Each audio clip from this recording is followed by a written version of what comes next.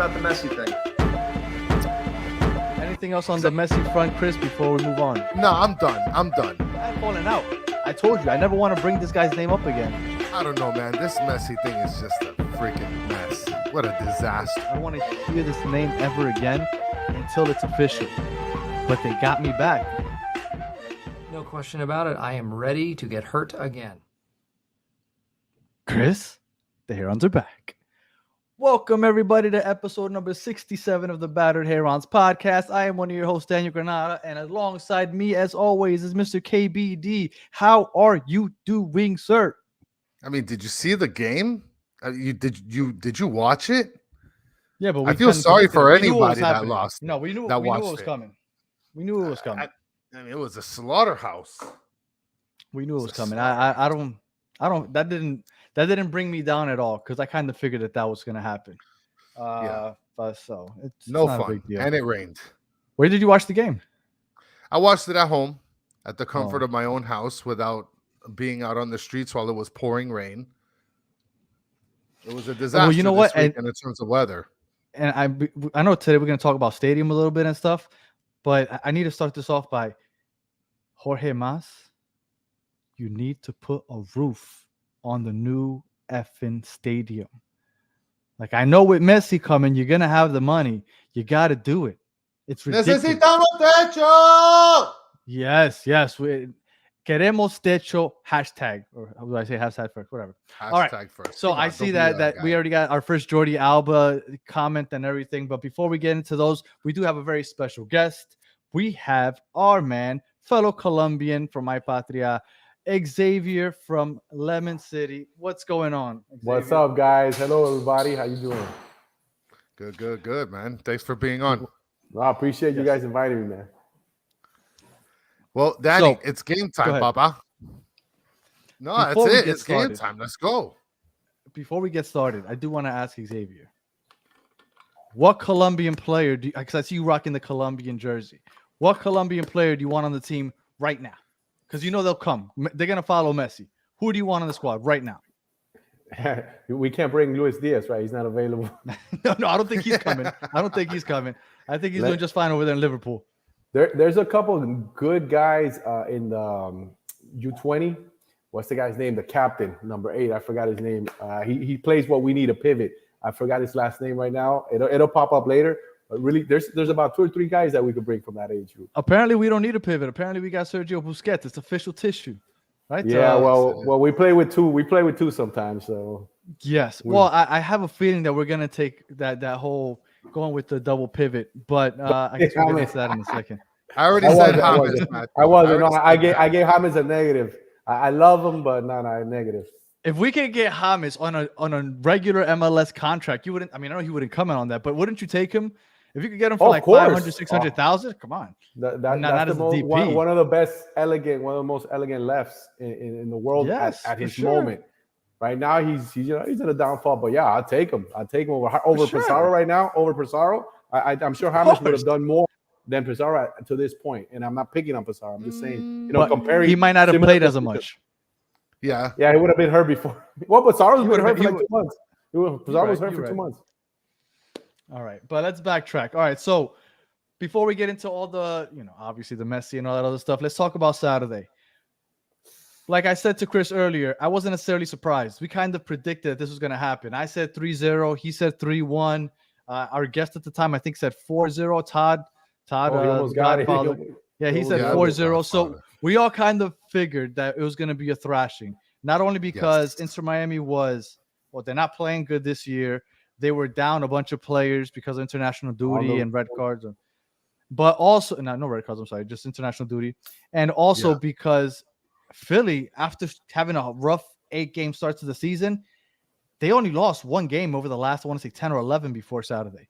So we were definitely outmatched. So no surprise, but at the same time, I don't feel necessarily, worse than what I did before. But, I mean, we have to talk about it anyway. So I'll start with Xavier. Xavier, did you have any takeaways from Saturday's game? Well, the first one on the first goal, watching the game and then going over the tape, I see how Glesnes just bodies and went right through Reese, and that's the typical. You can't send a boy to do a man's job. They put a small guy on this big dude, and I just wonder, was that them, or is that the way they put the big guys, the little guys up front, and then the bigger guys in the back for zone? Because someone had to pick him up, just like the other 6'6" guy. The two big guys on your team had to pick up the two big guys on the other team. Yeah. You can't. I don't think Reese can handle me going into the ball. That wasn't that.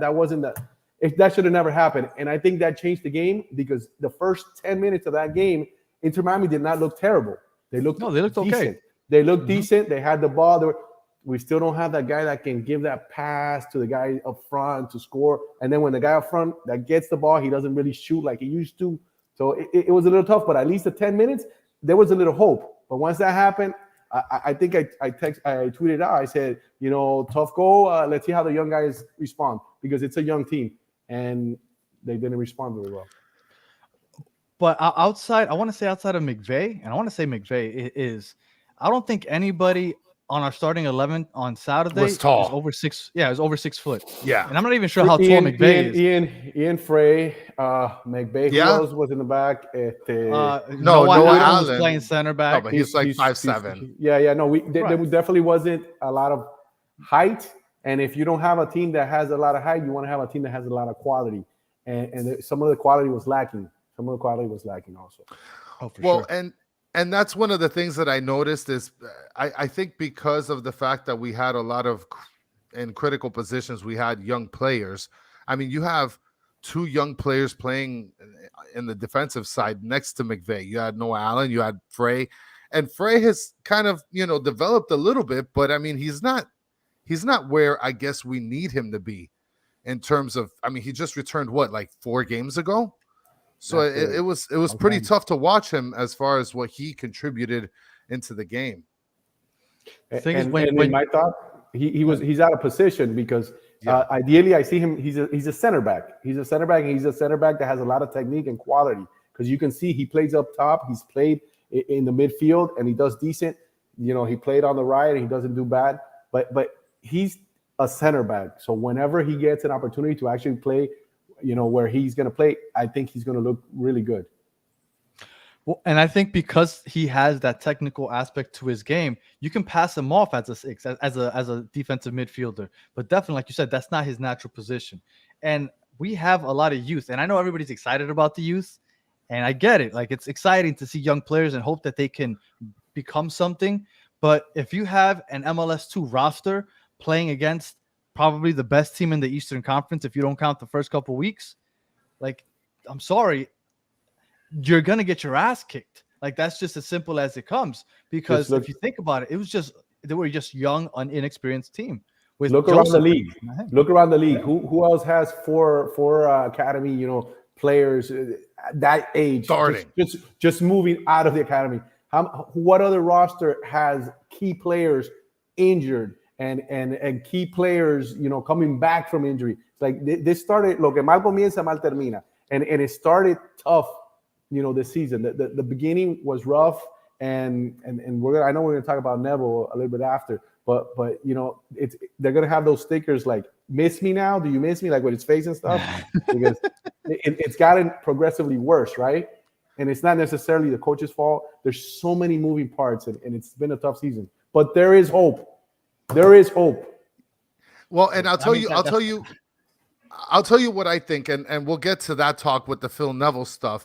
I actually don't mind having young players get more playing time, because let me tell you something. Cremaschi, to me, he's somebody that can actually develop into a really solid player for us. Ian Frey, at times when he was playing CDM, I saw some really good stuff out of him. Absolutely. Noah Allen last year, before he got destroyed of like his left or right leg, Noah Allen to me was like a shining star in the defense before Negri came in. So like there was a lot of promise here with the younger guys. But the worst part, a lot of promise. There is the worst, yeah. And the worst part is that we just unfortunately took on a lot of injuries that had no other choice but to boast all of these young players up. And I mean, it's either at this point sink or swim, and you're trying as much as you can to keep swimming. and before you get knocked into the freaking ground. No, absolutely. All those young guys are very talented, like you said. They're extremely talented. This is a blessing and a curse. You know, the curse, you're growing pains right now. We're losing. They're making mistakes. You're seeing that the mistakes they make, but it's part of the maturing process of a pro player. But these guys, I firmly believe, you know, most of these guys are going to be a part of the core of a future very strong team for Inter Miami. It's what I think. Are any of these players going to get any playing time later on this season? You're talking about the young guys? Yeah, Noah Allen's probably going to lose his spot to Jordi Alba if we get him. Who else? Ian Frey is going to lose his spot to Busquets. You know, Kromowski is going to lose his spot to Messi. Who else am I missing? Who else is getting some playing time? Kromowski should have never been up there. You know, for me, Kromowski he's an 8.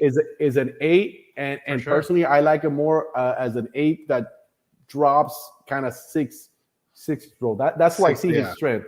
That's why I think he's going to be, because he has a man's body right now.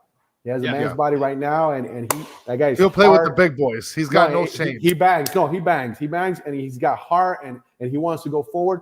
But you still see the maturing process there. Some decisions sometimes, and he's out of position. I think if he was able to get the ball from the back cleaner and have a little more time and distribute, I think he'd do better. But the team doesn't have somebody up top. They don't have anybody to distribute.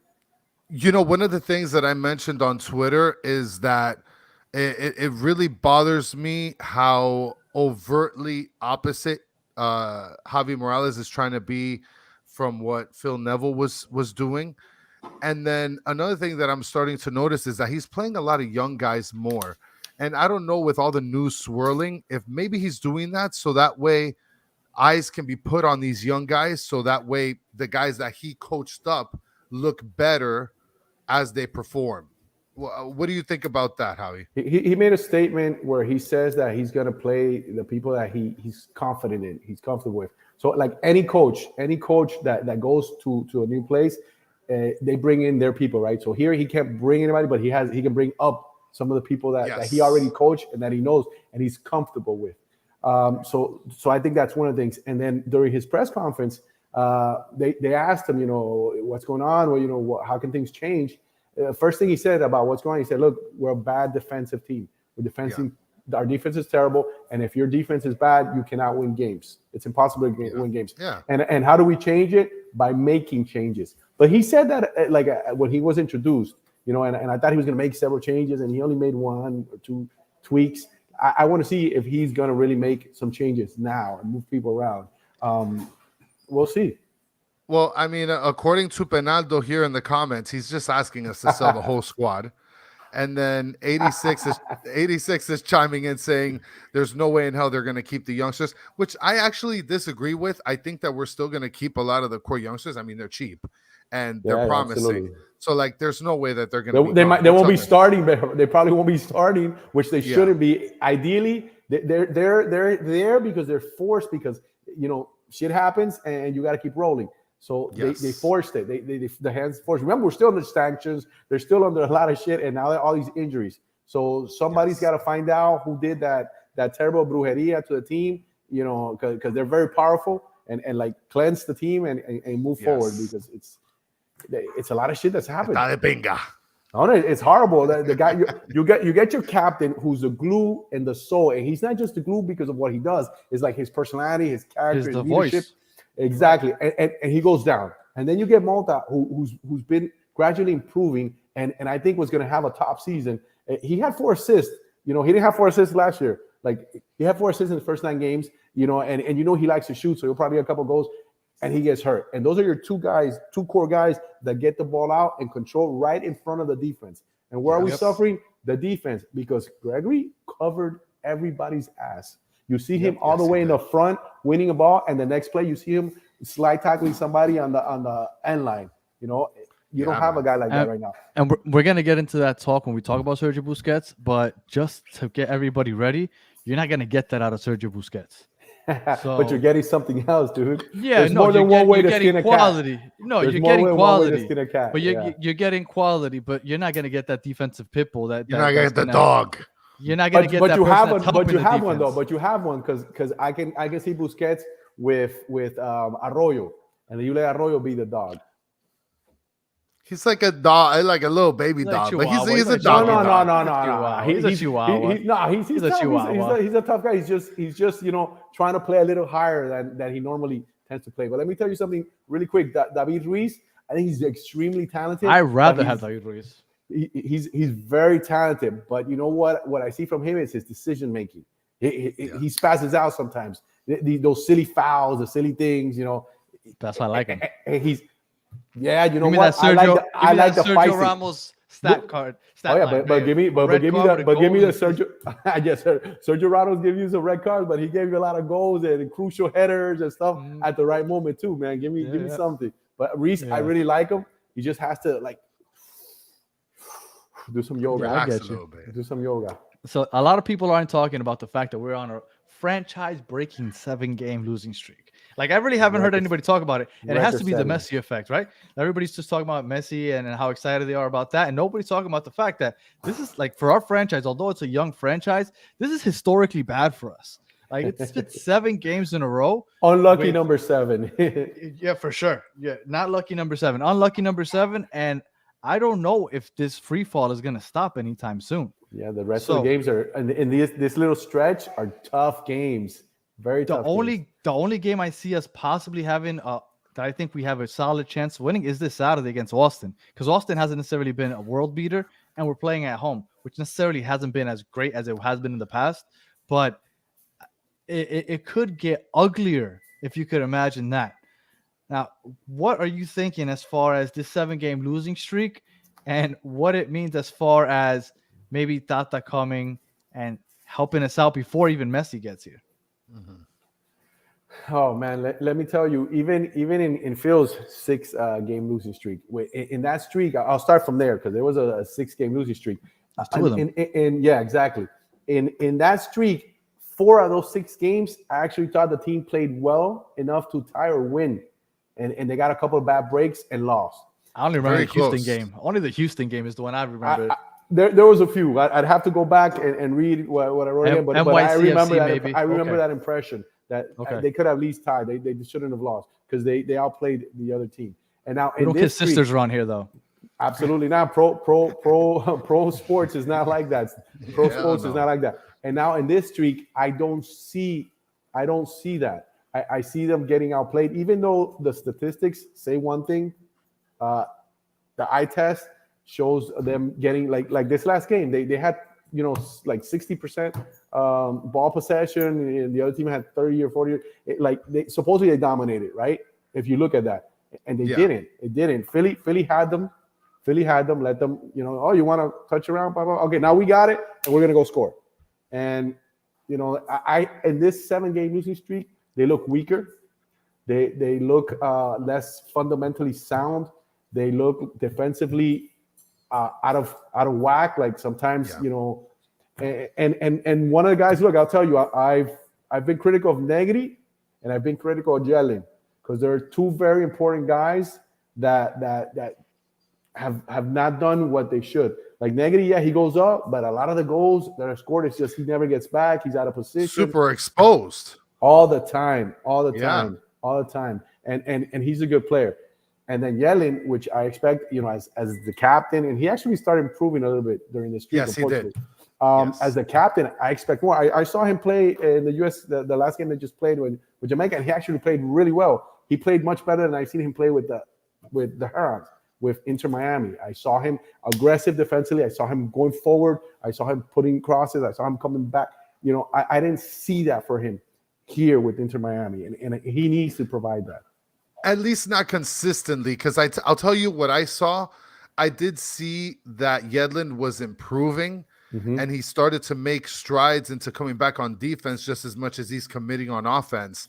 But Negri, to me, just like how you're saying, and Danny's a big believer of it, Negri is, I mean, it's a little exaggerated to say he's okay. No, he's a good player. He's a good player, but he's a little slow to return, and yes, he's been exposed. He's too committed. He's been exposed. Yeah, he's been exposed. And then Josef is also technically a good player, but he hasn't done shit this year. Like, look, Negri is great offensively. Let's put him at left mid, left wing. But as a left back, I think he's overrated. He hasn't given me what I need. I think he's all right. I think he's all right. And unfortunately, he's hurt, so we haven't gotten how bad he's hurt. So we don't know what's going to happen with him. Ooh, that's going to be no bueno. But let me tell you something. Before the season started, that there was the rumors of him coming, whatever.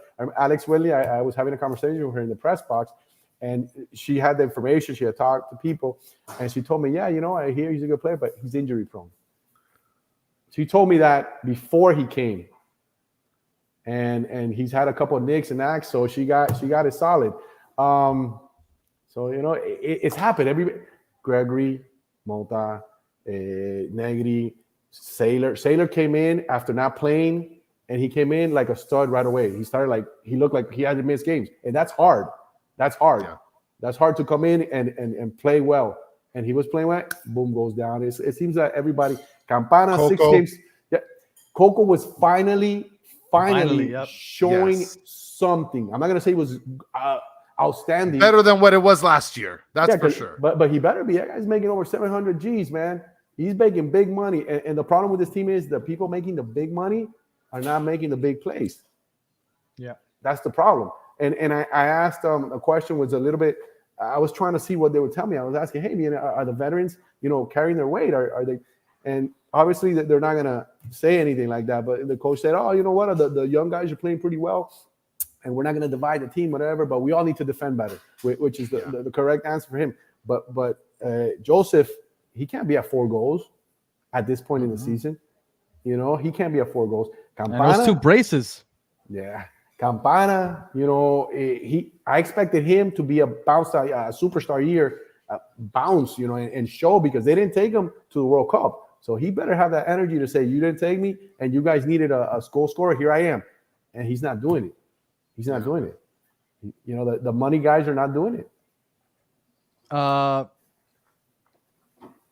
I guess this is the question that I wanted to ask, just because I wanted to ask you for the Chris. question, baby. What's the question? The question is, show some respect. The question, guys. Did we really need to let Neville go? And before you answer this, I am going to confirm what I've been saying. He had to go. Okay. And at no point did I think that this team was all of a sudden going to start winning once he left. I knew that the roster was bad and that the injuries had taken effect. But a change needed to be made. It is what it is. Look at that shirt. Look at that shirt. Now I'm going to tell you what, and you'll see if you ever read what I write. What I was carrying. To me, Neville was brought in to get the team through the sanctions. He was the fall guy. He was going to come, brace it, because it was a win situation for him, because he was going to be the head coach of a team. He has that on his resume now, and I don't think he did a horrible job. He did, what he could with what he had. But I always thought he was brought in to guide the team through the sanctions. And the following year, where the big money guys are coming, the big money coach was going to come, unless he was fantastic. Unless he did something that unexpected, which he didn't do, right? Now, why did he have to go? I think the people, it was the power of the people. Yes, it was. The people getting and saying, no, this guy's got to go on social media, the Vice City and all those people talking. I think that got the ball rolling, where they said, we're going to have to let him go. I think the wave of people was just too powerful to control. It got to a point where it was just unforgivable what was happening, and the team had no other choice but to say, we got to bail on this. And I'm pretty sure that the organization had some idea that there was something in the background in terms of Messi and Tata and all this other stuff. So I figured, okay, we got this in the back pocket. If we bail on Neville, it's not bad. And if we keep him, I mean, it's not bad either, but we still have these plans. Let's just do it while we can.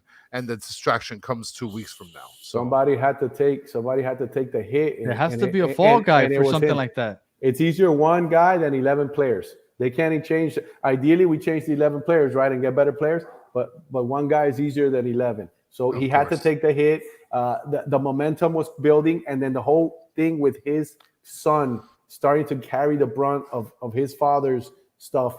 I think that caused some unfair. So caused some vibes on the team where I think even he said, it's probably better for me to dip. I think as a dad and as a coach, because he said, you know what, I'm not climbing out of this. But obviously, he was a fighter. I'm sure he wanted to stay and see the season through. So, and as far as Harvey, really quick, I think he's a decent player. I don't think he's a bad player. Yes. Personally, that's me. That's me. We've been saying the same thing, that if his name was anything else in the back, people would be like, oh, we got another solid player that has potential. But as soon as they see Neville, they're like, oh, no. Last season, remember, who would cover the right when Yele was out? Ulloa. And Ulloa would see people, jets would flash by. Shoot. You know, it's like Harvey, decent defender, and he goes forward. He's aggressive. He has the ball. He goes and he goes into the box. Yeah, exactly. And that's what I want from Yele. That's what I want from Yele, who's a very quality player, but a lot of times gets the ball up top and just touches it back. Or throws a crazy cross. That is. The stadium one time. All right. So I saw some people talking about it in the chat. So I guess I'm gonna jump straight to this. What are the people saying? A lot of people are asking why Josef over Campana. Now, I agree. I am not really sure why we've gone Josef over Campana. So I'm gonna two things before I pass it over to Xavier and Chris. First, I'm wondering, do you think Tata's already kind of feeding his stuff in and getting them to start Josef? So one, you can get either a better look at him to see if he's worth even trying out when he gets there, or just because he's covering for his guy. That's one. I don't know. Something I'm throwing out there. And second, statistically, Campana has started 9 games. Josef has started 12 games. Okay. Campana has 26 shots. Josef has 28. Okay. Campana has 11 shots on target. Josef has 12. And that's with 3 extra starts. Campana, although he hasn't played great, has played better than Josef when he's been on the field. I got you. But you know how it is.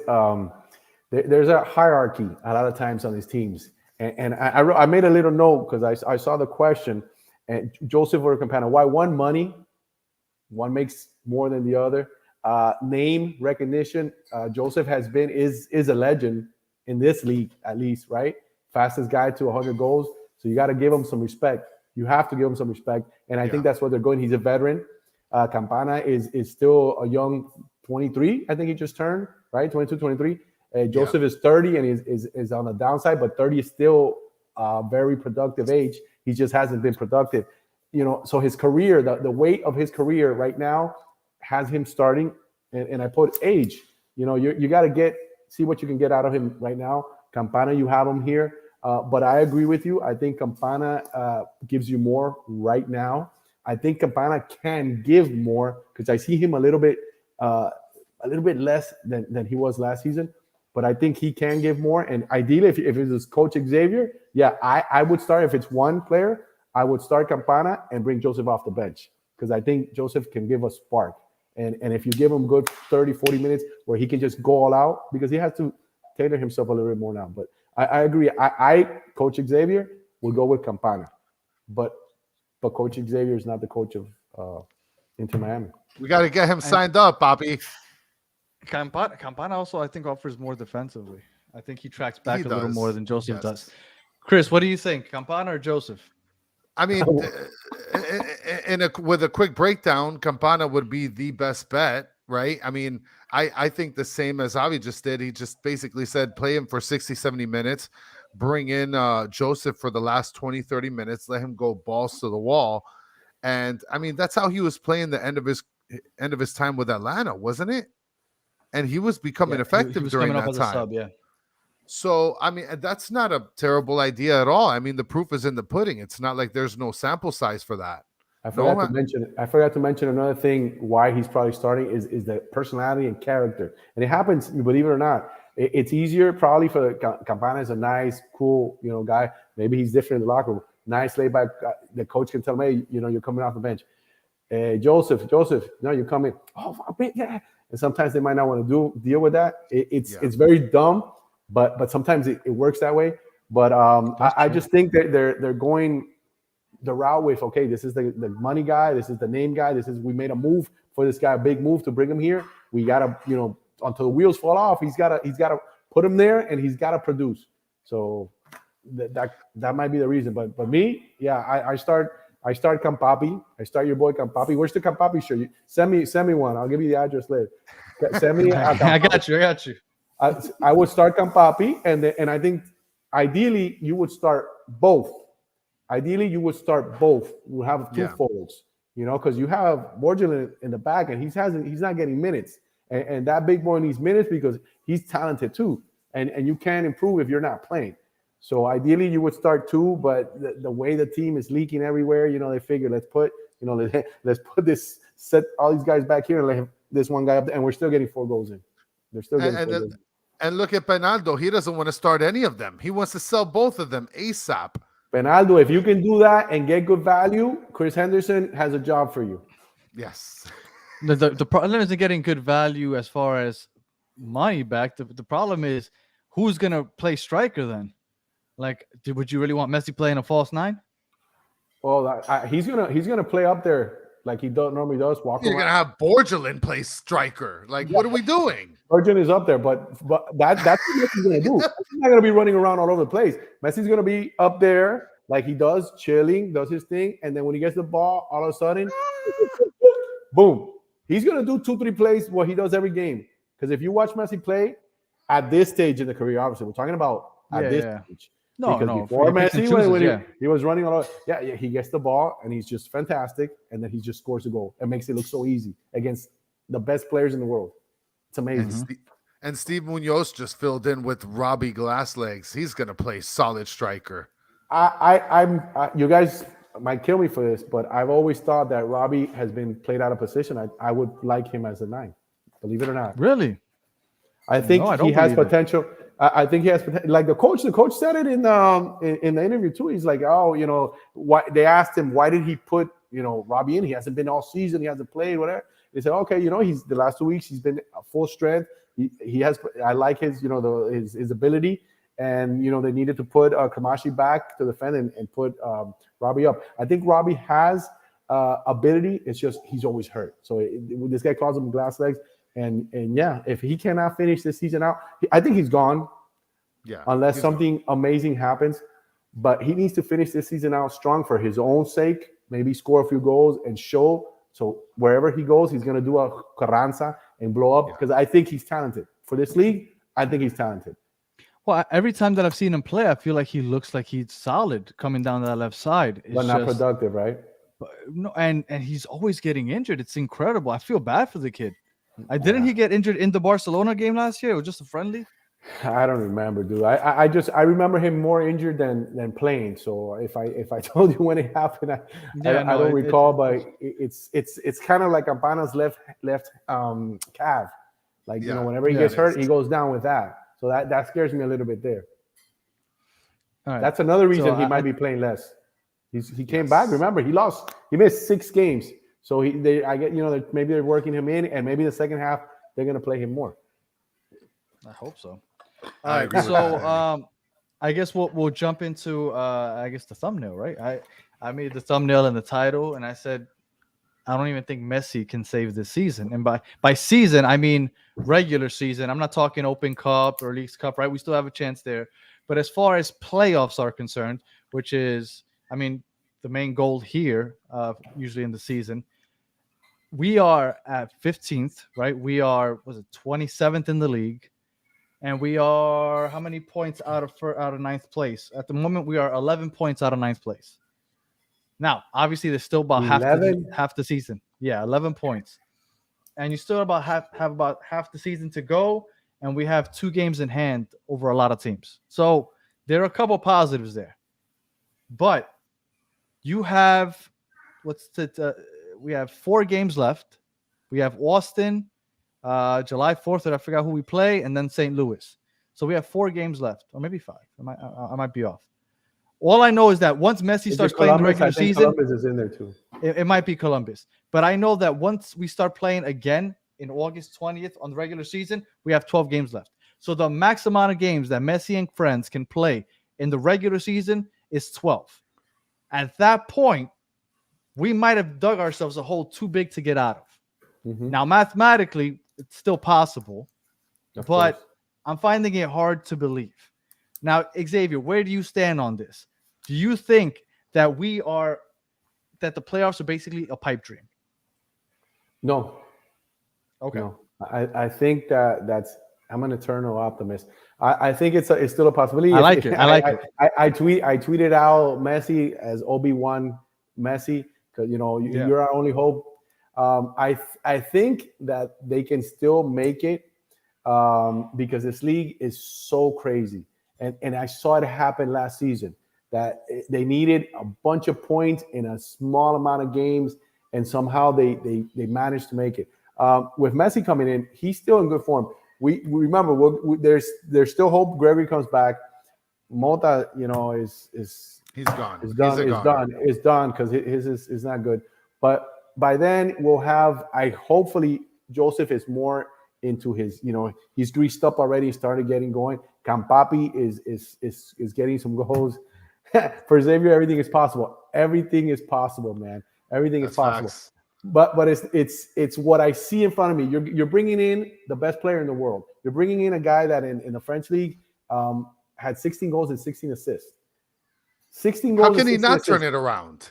And well, he had better players over there, right? But my point is, we Messi still got Robert Taylor. Messi comes in, and he's a decent player. He's not a bad player. I love Robert Taylor. He's not decent. I love him. Are you kidding me? So do I. I hope that his name are signed him like. to a lifelong contract. I wish they were more aggressive though. But look, what does Busquets do? Busquets, and what does a player of that magnitude, that quality do? He comes and he sits in front of the defense. Right off the bat, you see that shirt says Busquets. You see that shirt that says Messi. You as a player on that pitch, you go like this. You go to another level. They bring you to another level. Is it something tangible? Can I prove that to you? No, but I know it happens. When you have players like that, the other guys, they get an extra confidence. And then when you see a Busquets in front of you just getting it and say, relax, toma, is he going to be making slide tackles all over the place? Wonderful. No, that's why you got Arroyo and you can have Ruiz, in there. But you have a Busquets. Now you'll have a Busquets. And then you have a Messi. What is happening with this team? This team can't get anything going in front of they can't score. They can't score because no one gives a pass like, toma, tap it, alte famoso, boom, just tap it in. When have you seen that? No. And you don't have a guy that when he gets it, when Messi gets it and he has a chance, 9 out of 10 times that ball's going in. Because from whatever angle, from whatever, he just puts it in. He just puts it in. So how many games did we lose by one goal? Well, Messi I think he's worth a goal. He might be worth a goal a game, coming in. But my thing is that they're just the aura of the team is going to be different. I think the defenders are going to defend different. I think the attackers are going to attack different. I think Josef and Penaldo, because for me everything's possible. I think Josef's bad attitude is going to change a lot when you have the goal. When you have the goal there and he gives you a pass, man, you can't say nothing. You can't say nothing to that guy. What do you think, Chris? Go ahead, Danny. No, I was going to say. What do you think? If he plays anywhere remotely close to how Pozuelo played for us, then and that's just asking for bare minimum Messi, like Messi light. Right? Pozuelo took two or three games to finally take off though. It didn't happen right away. But that's a great comparison. You think Pozuelo, right? Pozuelo, it was a big deal for us. But you're bringing in Messi, bro. Look at the difference. But the difference also, Higuain was up top. So now we need either Campapi out of those 12 games in Messi and Sumer. There's still a period of transition. A transition to get transition, bro. If you know how to play, you're playing, bro. Let me give you a couple silver cards. I love debating with Steve Munoz. Okay, so cafecito. Yeah, Don Cafecito. I love that guy, but I love to debate with him also. He said 12 games left and they need to gel. I think he forgot the fact that they're going to be gelling during the League's Cup, right? So those are games that are going to be played before they start those 12 regular season games.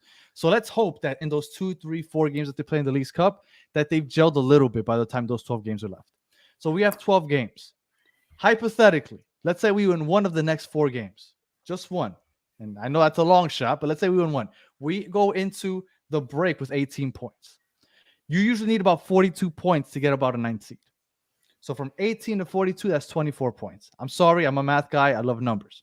So we need 24 points to have a chance. I hope everybody's with me. 24 points.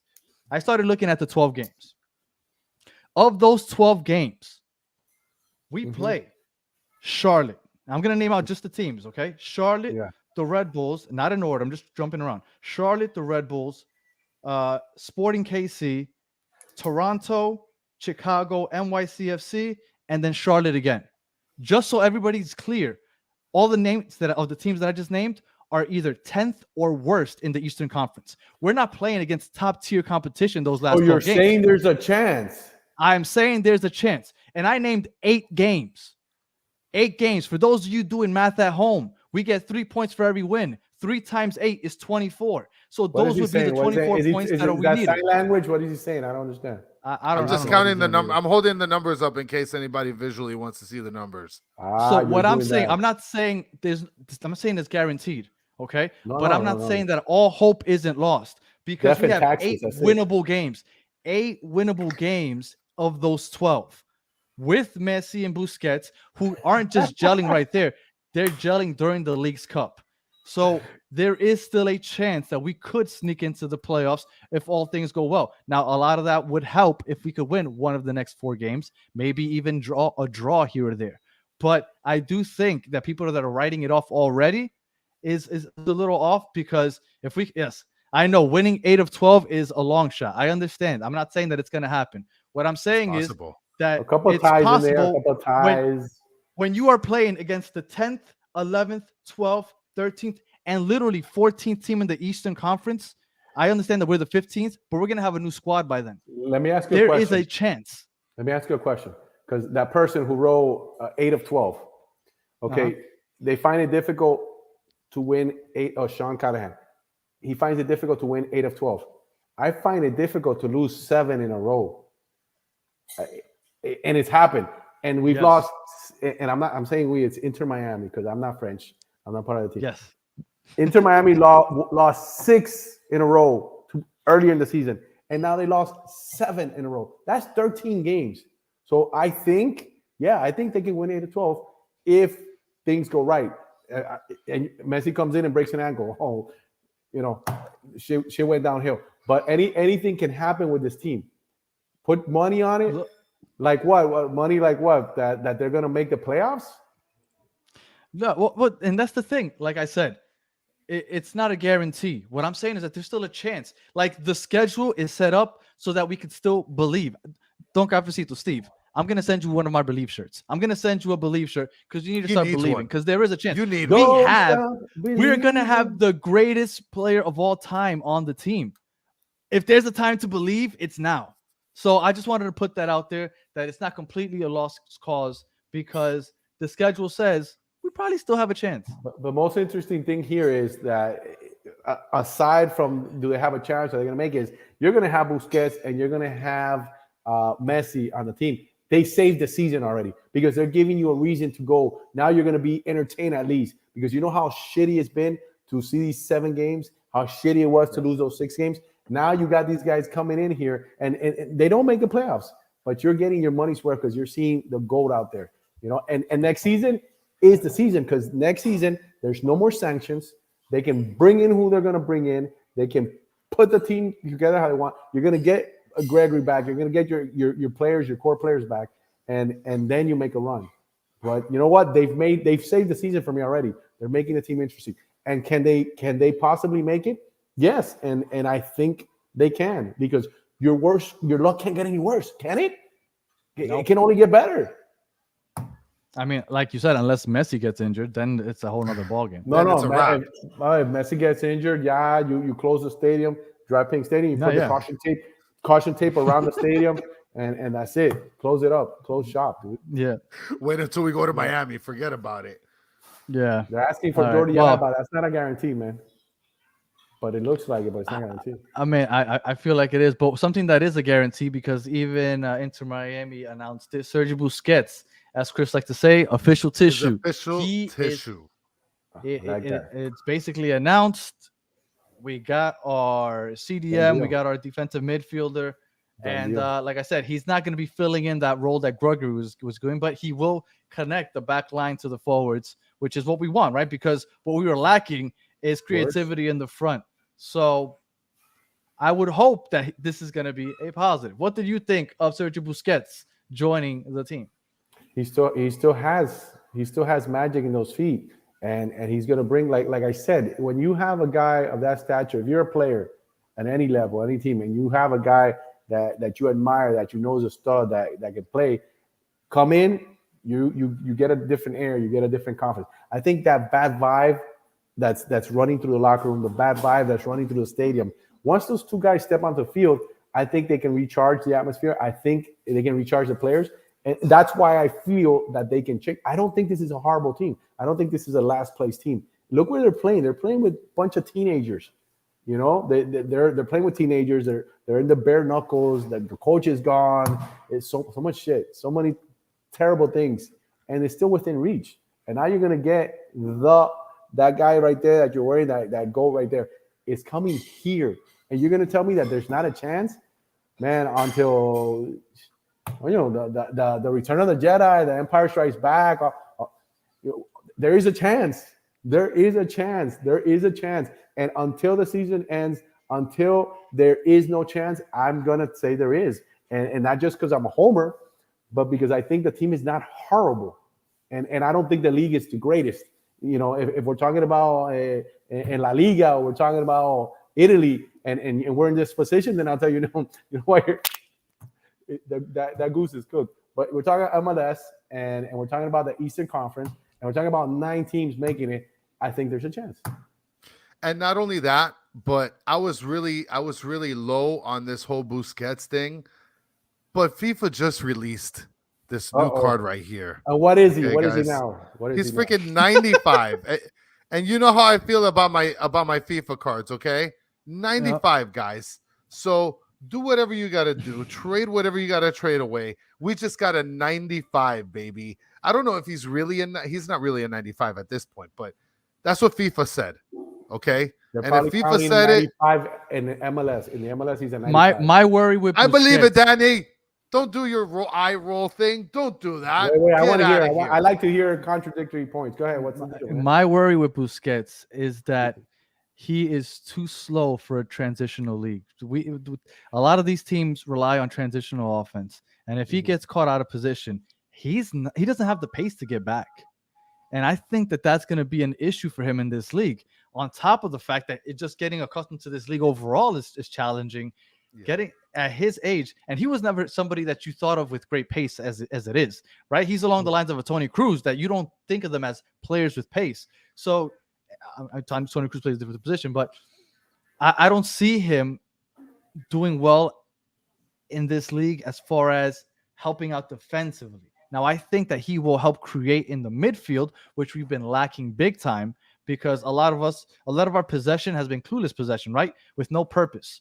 Like, yes, everybody's like, oh, we have 70% possession. But that's because the other team isn't pressing us, and they're just letting us kick it back and forth between our center backs, our full backs, and our six or whatnot. But I do think Busquets is going to help a lot in the midfield in that aspect. But I do think defensively, he might get caught out of position quite a bit. Let me say something. And this guy right here, Busquets won the Nations League with Spain, and start playing a big role.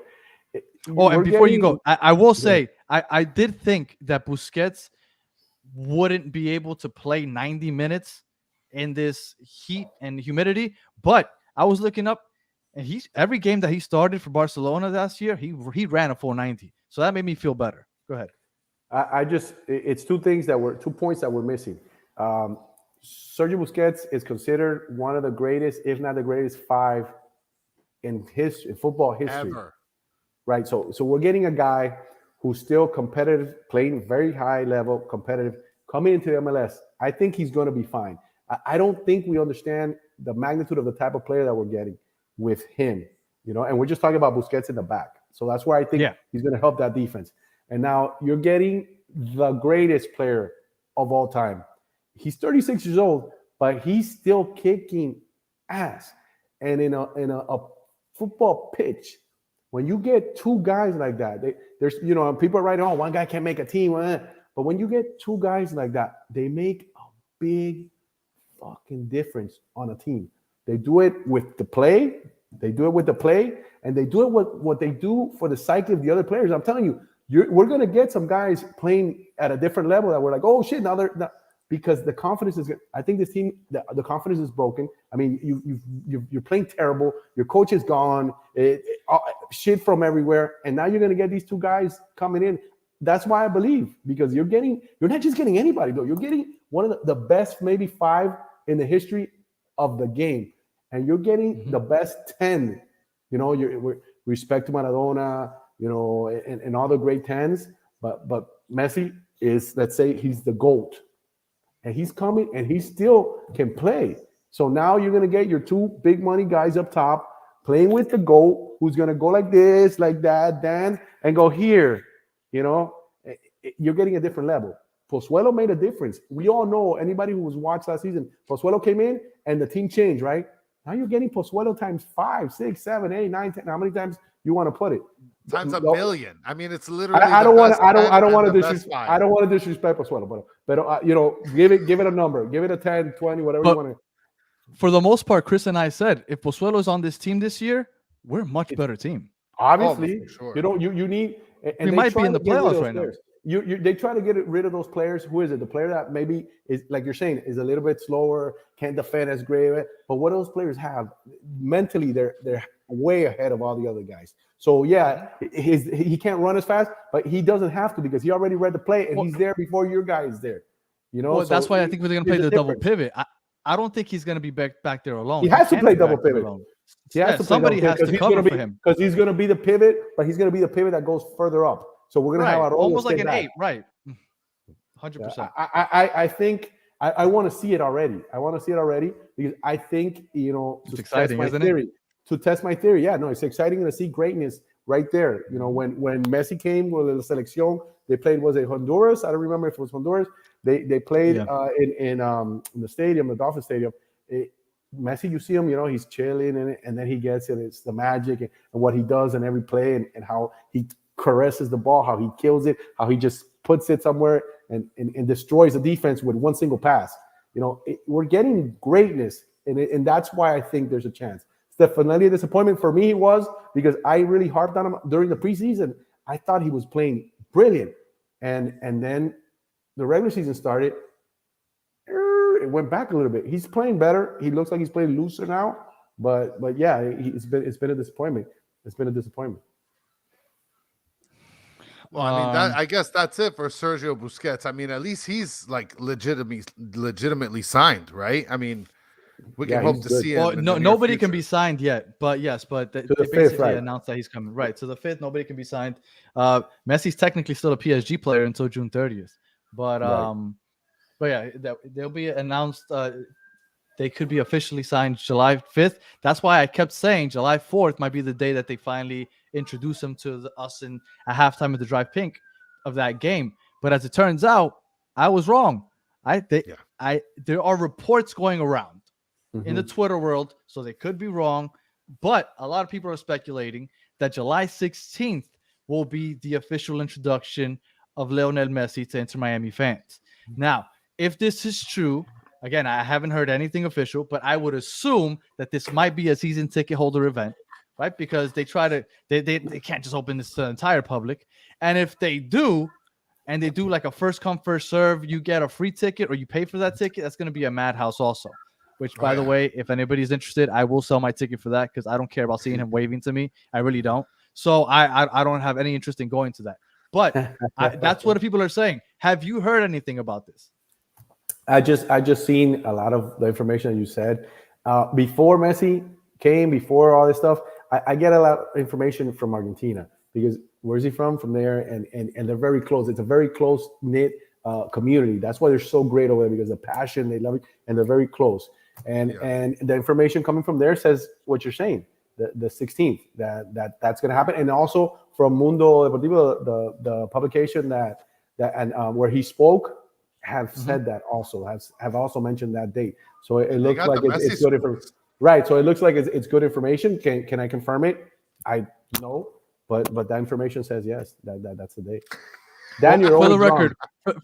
For the record, I'm always wrong. That's fine, but I never come out as a reporter and try to report anything as fact. Pure speculation, sir. Just hypothesis. Do you know who Penaldo is? I have no idea who Penaldo is, and I have no idea what I've been wrong about. But I'll own it if I was wrong about this for sure.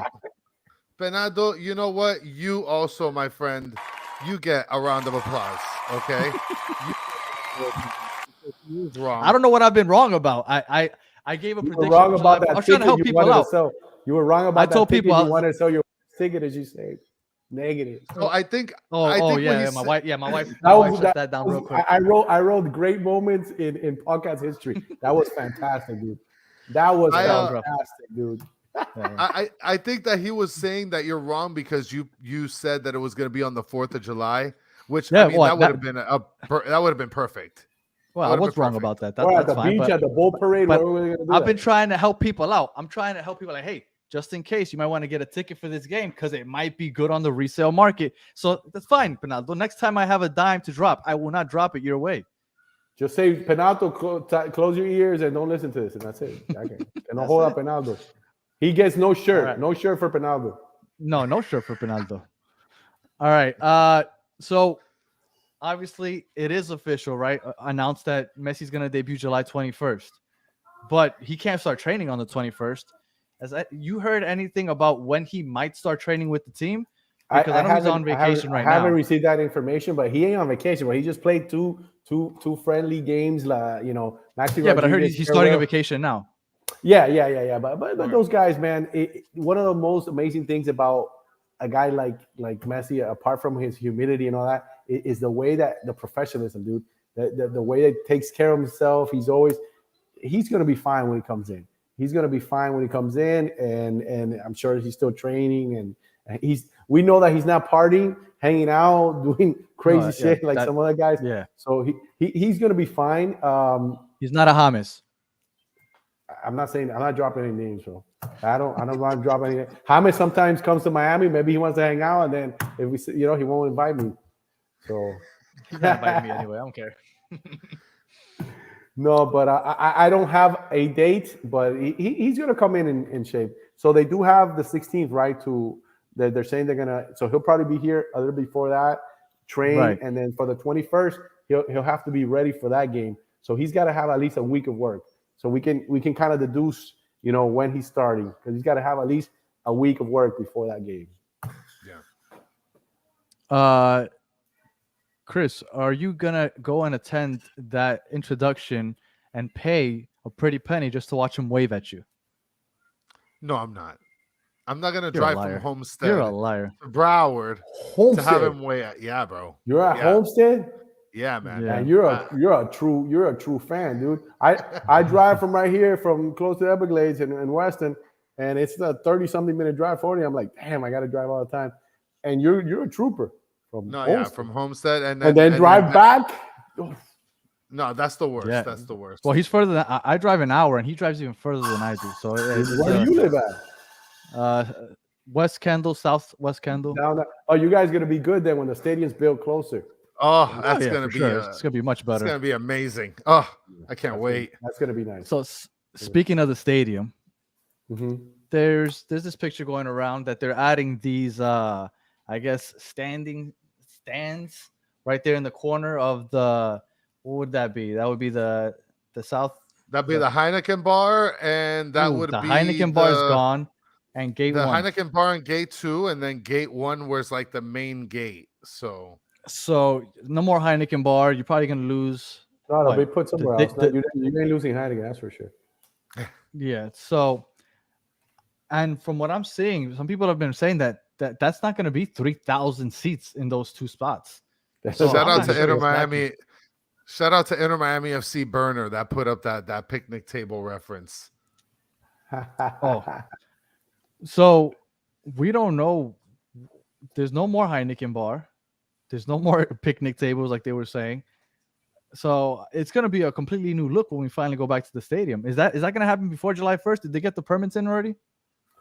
I know that's already like in the works, because they're facilitating the yellow lot, because these guys, the money was. Oh, of course, they took it back. Are you kidding me? Those guys took it back real quick. Like, who cares about a Broward Park? I'm sure they're gonna expedite permits and all of these things. So I think they'll be ready. I don't know if it'll be ready for July 1st, obviously, but for the next game coming up, for the first game, Messi's here, for sure that's got to be ready. For the first official game for Messi here, that's ready, and that's when it matters. That's when it matters. Right. Now, Chris, anything to say about the stands before we move on?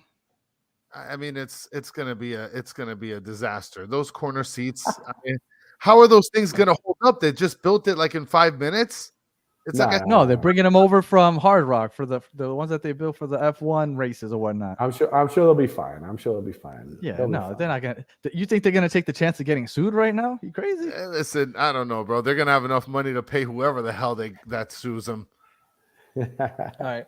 I was talking to somebody earlier, and they still don't understand why Messi is going to be playing in a 20 to 22,000 seat stadium when they're not going to play a Hard Rock schedule reasons, and probably because it's going to cost them a lot of money. Because the thing is that people aren't talking the fact that if you play in another stadium, the owners of those stadiums are going to expect a cut. So if you go from a 22,000 seat stadium and you move it to a 30,000 seat stadium, if they're asking for 40 to 50%, you're losing money. So do you think there's any other place that they could be playing outside of Drive Pink? Because, I mean, business-wise, it doesn't make sense unless it's Hard Rock Stadium to move it anywhere.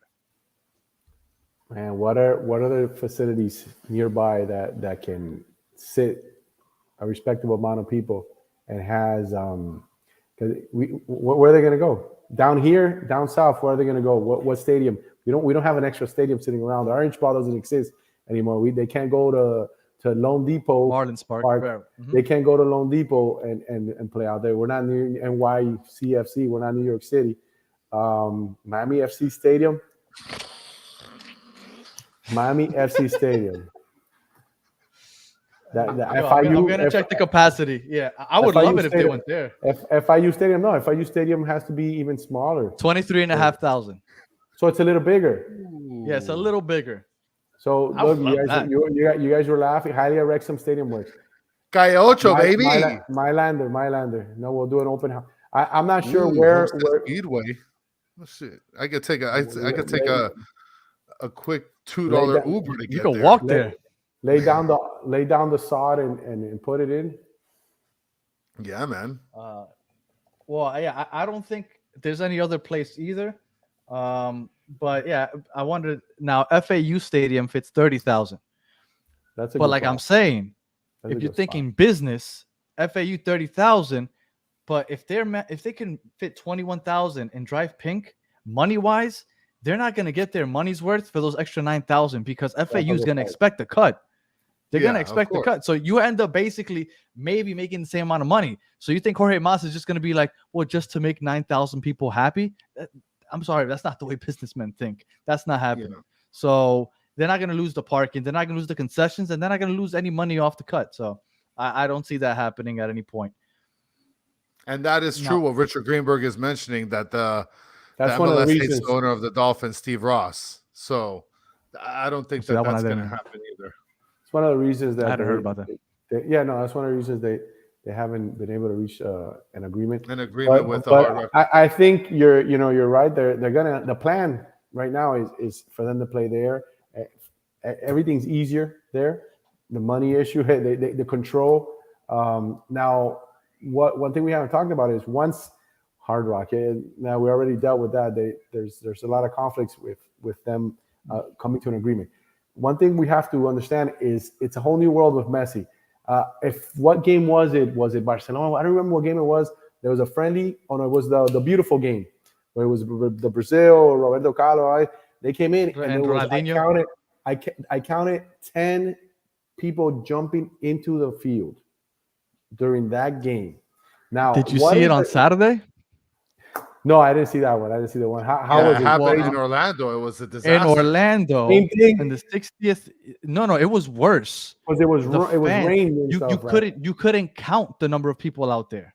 Like, it was ridiculous. They just kept coming, and then there were some players that were stopping to take pictures with the people. So when the fans started saying that, more people started. They all jumped in. It was an absolute disaster.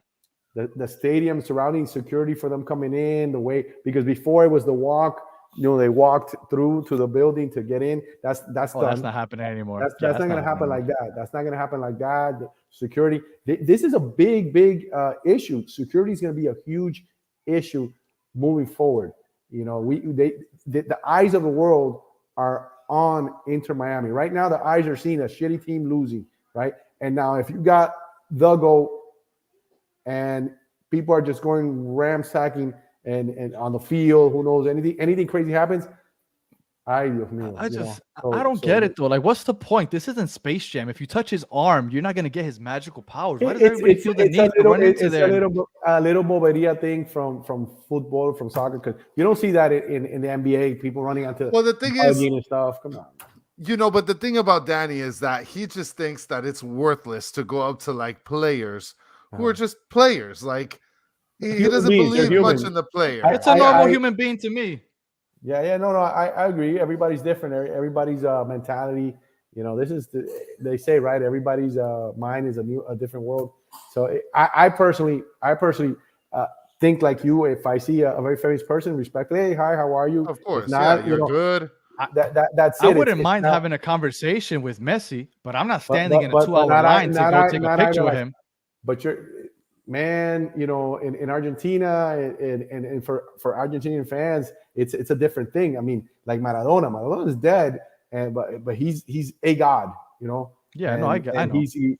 So it's a different fandom, a different type of passion. I don't share that way. Excuse me, but some people do, and if it happens, they need to keep this guy safe here. I think that's a story that's not being spoken about enough.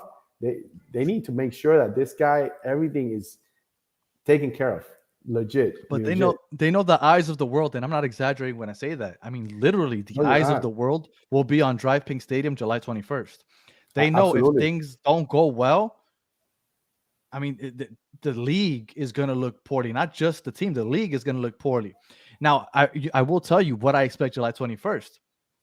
I expect a rain delay, and because of that, I want a rain delay. I need Jorge Mas to take this seriously. We need a goddamn roof. I want a rain delay every fucking Messi game. That's what I want. Yes, every game. Guys, you know what? Get a shirt that says "Go fund the roof." Let's start a GoFundMe. No, we already were working on that. Techo. Do it because that's expensive. It's ideal, right? It should have been already part of no roof. It should already been the return, just like in the Martins Park, that's one of the most beautiful architectures, a beautiful park, and the roof back and forth. It's great. It's a huge expense. I don't know what to tell you, man. I don't know. It's just it rains. It's like crazy out here. Before we finish, I want to mention something. Oh shit, we've gone long, yeah. But before we finish, I want to mention something because Danny and we went to that whole player meeting, the player meetup that they had. I think it was at the end of last year, Danny, and the beginning of this year is when we met Campana and Josef and stuff. Mm-hmm. Okay, yeah, I remember standing in line for Campana, and his face. It was priceless. He's like, what are we doing waiting 45 minutes to meet up with a guy like Campana? I'm like, what do you mean? It's Campapi. What are we doing here? And he's just like, what are we doing here? And, it was a disaster with Danny. So don't even listen to this guy. Yeah. He's not impressed. He's not impressed. No, he's not impressed. It's not that I'm not impressed. Look, came up for the record. I would out of here, Danny. I would love to sit down and have a conversation with these guys. I think they're cool. I don't get me wrong. If I could sit down and have a conversation with Messi, I think that is awesome. I idolize him as far as a soccer player. I love watching him play. But to wait in line for 2 to 3 hours to see him close for 30 seconds and take a picture with him, I'm sorry. I'm not that guy. Now, if my kids want to do it, I'll do it for my kids. You're the math guy. You figure out it's not worth it, right? You don't get the value. You don't get the value. Who came up with Campapi, for the record? Who came up with Campapi? I want to say, and I may be wrong on this, I want to say it was the guys from Inter Miami podcast were the first ones I heard say it. Okay. I have no idea if they're the first ones that said it, but I want to say they might have been. But I've been seeing that all over the place. So it caught on. I thought it was you guys. No. I think it might have been them. At least they were the first ones that said it. But it is. No, I'm gonna trademark it. I'm gonna steal it from you. Trademark it. Put that on the books for sure. Look at that, Danny. We'd rather wait 2 hours for in the queue to buy tacos than wait for which is absolute facts. I waited. No, I don't wait in line. I don't even like waiting to get seated at a restaurant. If I hear that the wait is longer than 30 minutes, I'm like waiting 30 minutes for this shit. So I'm sorry. Time is money. Yes, 3 hours for a Hello Kitty food truck, Steve. But I did it for my daughter. Okay, this is a fact. Yes, this is a fact. It is a fact. Yes. All right. So real quick, Xavier, I wanted to know just to close this out. What do you think this team's going to look like on July 21st as far as players and maybe formation? Wow, they got to go. You just dropped a bomb on him, Danny. You got. He got the show sheet. He was ready. You got to go. You got to go big. You got to go big. And I Coach Xavier, like for that game, you put in your man Josef, you put Campapi, you put the GOAT. Right there, you sprinkle a goal. So you go two strikers. Absolutely, with the goal. Okay. Yeah. I would, and then in the back, we got to find a way for Busquets. You got my man Arroyo. So right now we got 2, 3, 4, 5. We got 5, right? So we got 4 more, and then we got the back line, the back 4. I don't know if Negri's going to be around. If he's not, then Jordi will go. Hopefully. Hopefully. You know Suarez. There's a whole thing with Suarez, but it might not be the season the next. But there definitely wasn't. Yeah. No, there definitely was an interest, and he was in the works. Noah, let's see, Kamal.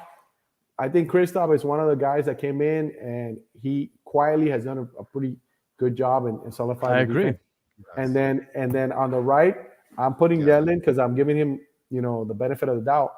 But McVay can also play the right, and he's a pretty solid defender from last season. This season he's been a little shaky, but I think it's because he hasn't got a playing time.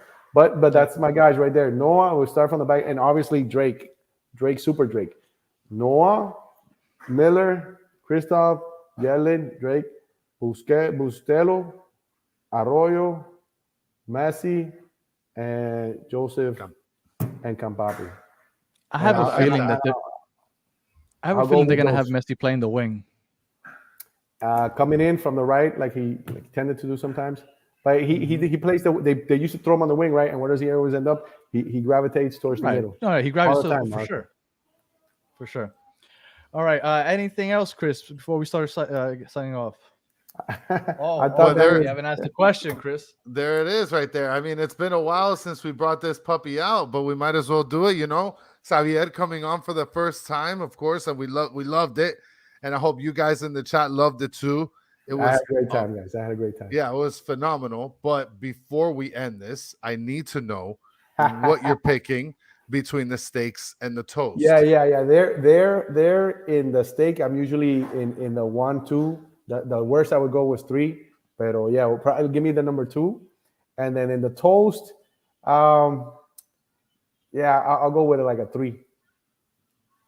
Okay, that's not bad, Danny. Right? The toast is there, and then I put a little bit butter or cream cheese or something, whatever to, if that's not bad, Danny. Right? You agree with that? No. You think? Look, Italy Jet's still the worst. We had somebody on here that said 6 for both, for the steak and for the toast. And they have issues. They have 5 issues with their for the steak. 5 and they probably have issues with their tongue. They don't taste and they don't feel anything, so they're screwed up. Yeah, but that's got to be tiring to chew that steak. That's soulless. He has a strong ass jaw. All right. So, Xavier, again, thank you for taking the time to join us today. Let everybody know where they can catch you. Where I write for Lemon City Live. If you guys want to, lemoncitylive.com, go out there, check some of the articles out. We have not just Inter Miami, but all sports. But I specialize in Inter Miami. And then XG La Voz on Twitter, XG La Voz on Instagram, and the Campapi shirt, man. That was the big. You got to put that up. That's going to be the big one. Now that he starts scoring, it's going to be in demand. I don't know. Maybe. Hopefully. Look, I thought that Pozuelo kind of rescued Higuain's MLS short stint, right? Because now everybody looks at it like, oh, he had a positive stay here. But I think it was the Pozuelo effect. And I'm hoping that Messi can do that for Campana or for Josef, whoever it may be. Absolutely. I'm pretty Anything sure. else? I hope so. Anything else for the people, Chris? Listen, Steve Munoz just said it. We got to bring him back on more. It's gonna happen. Don't give it away that I chill out over there, dude. I have some of the rum, the Auntie Mary rum punch, dude, and then I go to a press box. So now I'm gonna get looking. It's on tape now. Yeah, it's gotta be decent, bro. No, but it inspires me. I just have one, and it inspires me to write. And just for the record, Richard Greenberg just pointed out Chris's guitar shirt.